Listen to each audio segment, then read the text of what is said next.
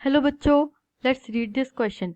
So the question says, describe the status of women in Nazi Germany according to the theory of racial status. अब यहाँ पे racial status theory के reference से जो women की जो महिलाओं की स्थिति थी नाजी जर्मनी में उसको डिस्क्राइब करने के लिए कहा गया है.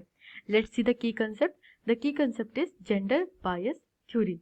जो एक रेशियल थ्योरी थी, it was also gender bias in itself, which said that women are inferior to men and they can never get at the equal position. So let's see the pointers. The first point is superiority of men. Nazis were against the democratic rights of the women and believed that women are radically inferior to men. जो Nazis थे उनका मानना था कि जो women है वो कभी भी मेन के बराबर नहीं आ सकती and they were radically inferior. जो भी डेमोक्रेटिक राइट्स होते उन राइट्स के अगेंस्ट थे Nazis and they believe that women are radically inferior to men. The second point is role of girls. So girls had to maintain the purity of race, distance themselves from the Jews, look after the home and teach their children Nazi values. They had to be bearers of the Aryan culture and race. अब girls के ऊपर एक बड़ी heavy सी responsibility लेकर के आ जाते हैं. Like they have to maintain the purity of race. उनको घर का सारा काम करना है, उनको ज्यूस से बच के रहना है, एक डिस्टेंस रखना है ज्यूस से. Teach their children the Nazi values and be the bearers of Aryan culture and race. The third point is award and punishment. Award and punishment. अब क्या होता है? Women who produced racially desirable children were awarded with favored treatment in hospitals, concessions in shops, theater tickets and railway fares.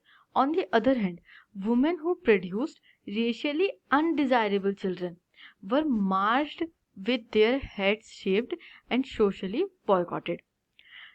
ये जो step है ये काफ़ी award and punishment के कंटेक्स्ट में है.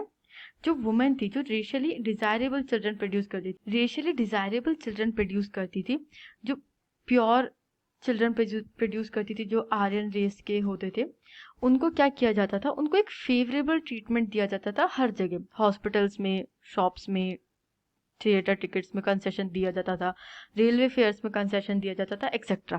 और जो वुमेन जो ऐसा नहीं करती थी, जो रेशियली अनडिजायरेबल चिल्ड्रन प्रोड्यूस करती थी like Aryan and Jews mix, इस तरीके के जो चिल्ड्रन प्रोड्यूस करती थी, उनको क्या करता था कि मार्च किया जाता था with their head shaped. This is like एक वुमेन के लिए बहुत डिसग्रेसिंग एक्टिविटी हो जाता है कि उनके अगर सिर मुंडवा करके उनसे मार्च करवाई जा रही है तो. And they were socially boycotted. समाज उनको एक तरीके से बहिष्कार कर देता था, बॉयकॉट कर देता था. Let's see the fourth point. The fourth point is principle of majoritarianism. Women were encouraged to produce more children and were awarded honor crosses for this.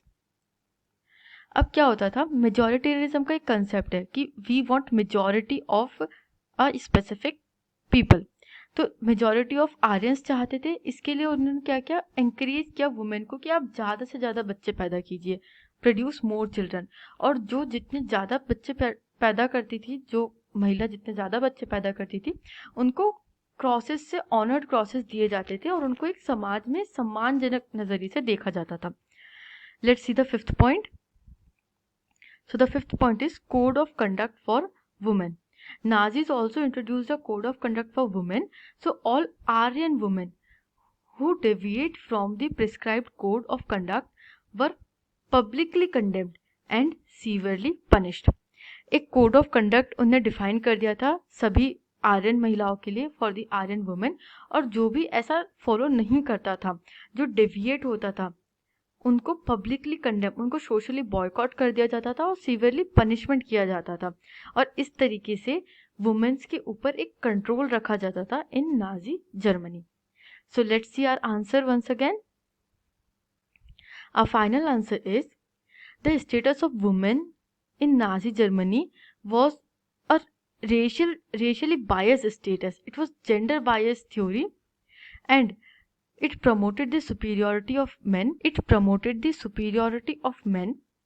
It described the role of girls as the homemakers and the bearers of Aryan culture. The gender bias theory defined awards and punishments for women who produce racially desirable children and racially undesirable children. There was a principle of majoritarianism followed and promoted through honor crosses. A specified code of conduct for women was prescribed, and who failed to follow this were severely punished. I hope you understood this question. Thank you and best of luck.